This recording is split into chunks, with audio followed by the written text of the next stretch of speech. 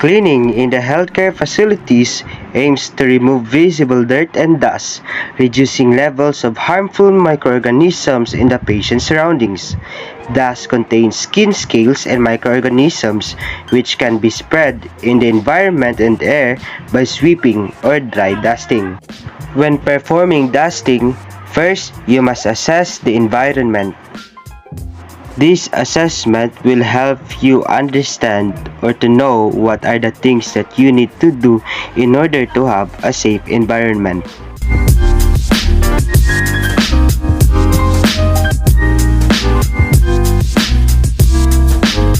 First, ask permission to your clients that you will move his things and also explain to him what you are going to do to enhance patient's participation. Now prepare your things for cleaning. I will use 4 cloths, 2 for not varnished furniture and 2 for varnished furniture. Also prepare with you your soap and water. First, make sure yourself is safe. Use face masks to avoid exposure, especially to the dust. I also covered my hair using cloth.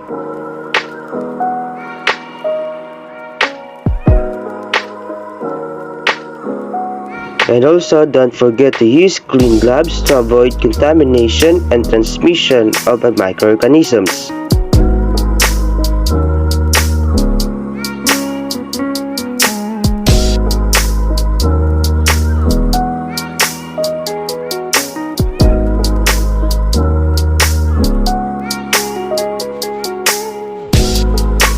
To clean the room, you must move the things and put it in the basket.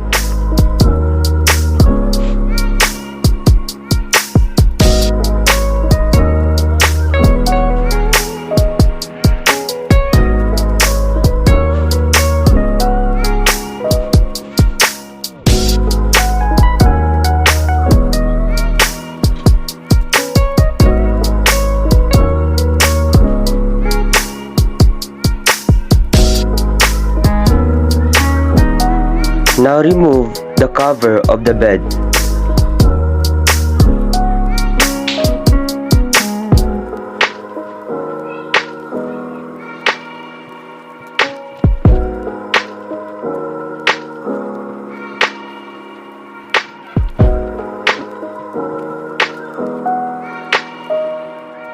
Also remove the things near the patient's bedside.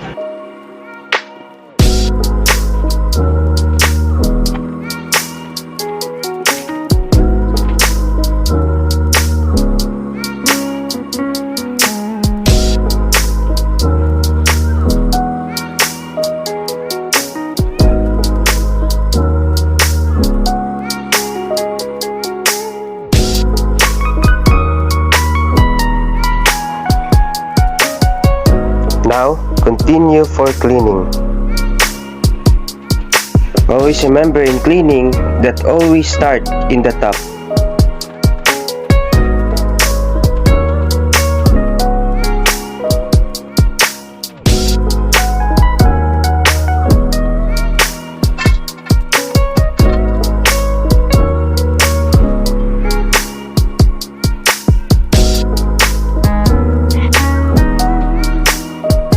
For the not varnished furniture, take a piece of cloth and dip it in a clean water, and also apply a small amount of soap.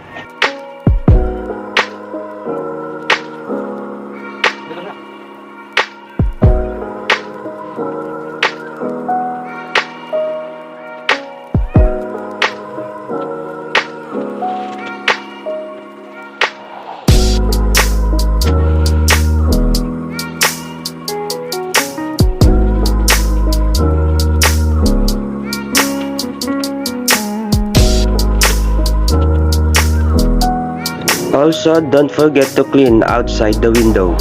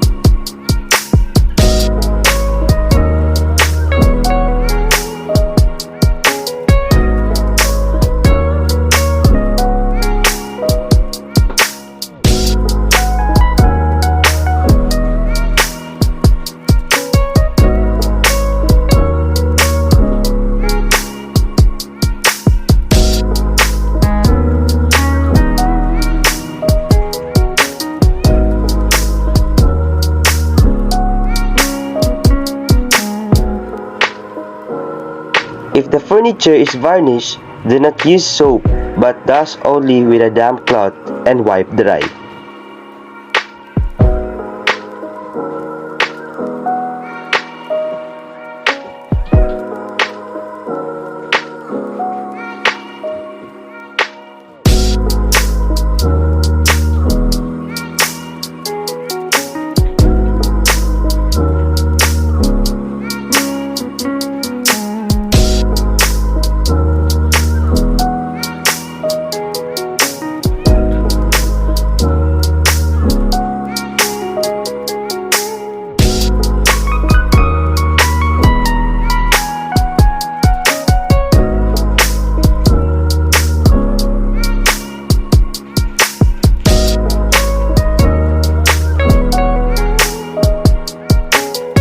Again, when cleaning, don't forget to start in the top.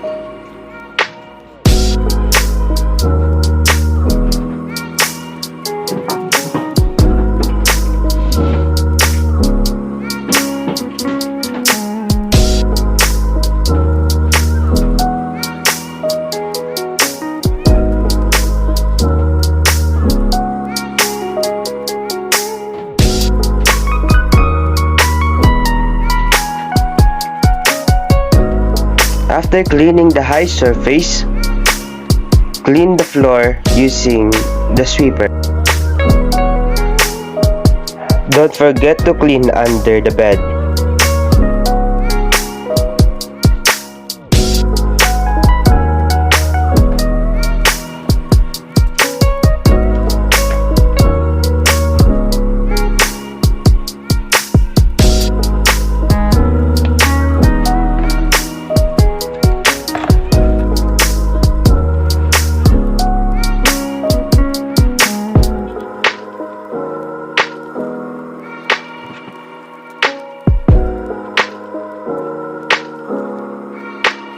And now cover the bed.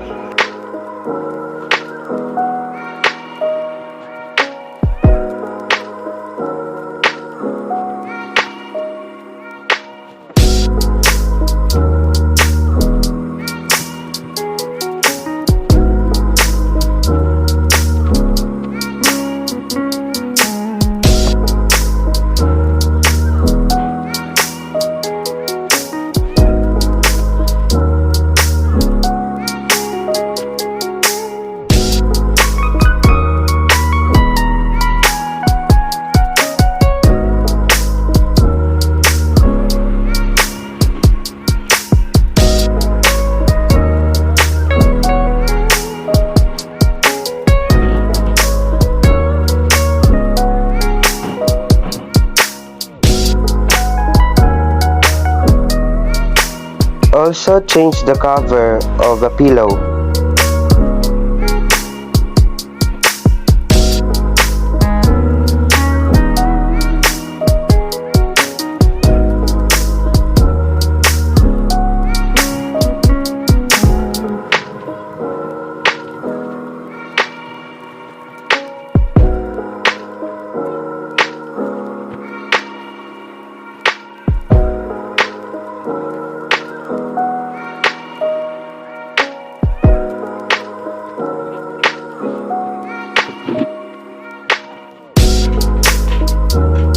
Now put all the things back to where it belongs.